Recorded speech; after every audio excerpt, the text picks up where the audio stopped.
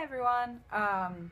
So I wanted to use this channel not just as a chance to talk about some of the helpful tips and tricks that I've learned, but I also wanted to talk about some of the emotional ups and downs that come from trying to start a new company from scratch. I think that it's easier to talk about things after the fact because you get those rose-colored glasses. You don't remember all of the bad times as well as the good times clearly, and so I wanted to track this as I go along and not just do it retrospectively. So today I'm going to talk about one of the big things that has been holding me back, and maybe what I've started to do to overcome that.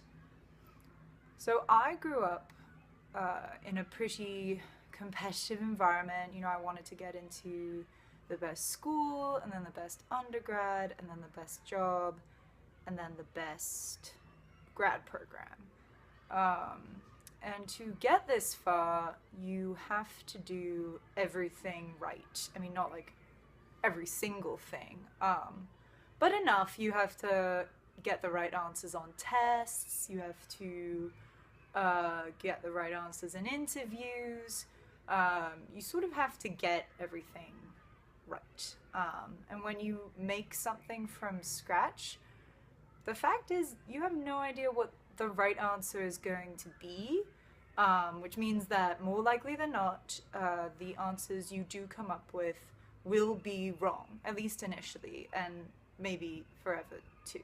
Naturally, this has been really, really scary for me, and how this has manifested is that I am too afraid to start things because I think to myself, like, oh, is it gonna be perfect the first time I do it? Is everything gonna be right? Can I be the best at it immediately, and make no mistakes along the way?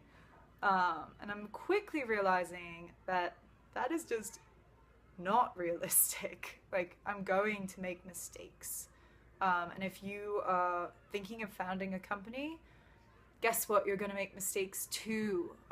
It's not going to be the right product the first time around. You're not going to reach your customers as effectively the first time around. You're going to think that you have it all figured out, and then you present to someone and they sort of tear you apart. Not always out of malice, but just because you didn't present the right thing. It's just going to happen. But the key is you have to overcome that, and just enough to get started. So I can give a super easy example. I've obviously never really made a YouTube channel before. Like, I've edited videos, but I've never really thought I could make a YouTube channel. And when I was considering doing it, I actually held off for a while because I was scared that I couldn't do it well. And so I was like, if I can't do it super duper well right away, then what's the point in doing it at all? But I eventually realized that if I wanted to get where I really want to go in life, I'm gonna have to take that risk. So I've started. Clearly, I am not very good yet. I'm only just now learning to look at the camera when I'm talking or trying to be a little bit more fun. So clearly I've got a long way to go. But you've just got to start. So one thing that has really helped me on this journey of sort of braving those initial hurdles, well, there are two things. The first is, if you find a problem that you know exists and that you're really passionate about, it can be easier to use that as fuel to get you going, because it's not about you anymore, it's about this problem. Like, I am passionate about solving this problem, and so we're gonna figure out how that goes. So kind of taking it out of it being about you, you know, which I guess is pretty selfish anyway, but sort of making it less about you and more about the product or the problem or the people that you're helping, can really be good to get you started. And when I've been talking to people about my ideas and talking to the people who I suspect really have this issue, to have them tell me back that yes, this is a problem that they struggle with a lot, it's very life affirming, for lack of a better word. So it kind of inspires me to keep going, even though I feel like I don't know what I'm doing, and which is most of the time, frankly. So just focusing on that is a really good way to get over the initial fear.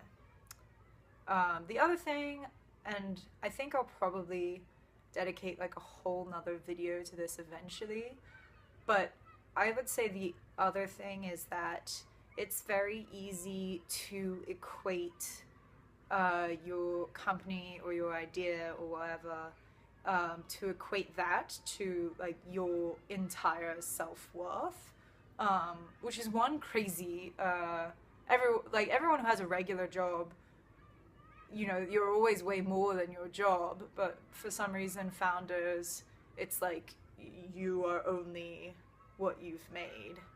But also it can make every choice you make seem way, way bigger and scarier than it is. So sometimes it's good to dwell on what the worst case scenario is. I mean, worst case is that this fails, and I lose a fair amount of money, and maybe I'll get some ridicule, and I will find a job eventually and be fine. So I think, you know, and that is the worst case scenario. You know, barring the financial difficulties that could happen, you know, it's not that bad. So sometimes going to that dark place and saying like, what is the worst that could happen, you can see that it's not going to be so awful, and that you will come out of it the other side, even if it's all terrible, and you will be fine. Yeah, so those are just some of my thoughts. I know it's not terribly structured, there you are, that's what I got. So if you are interested, you can like and comment and subscribe and all that other good stuff. If you have any questions of stuff you wanted me to talk about, feel free to comment on that. But if not, I will talk to you guys later. All right.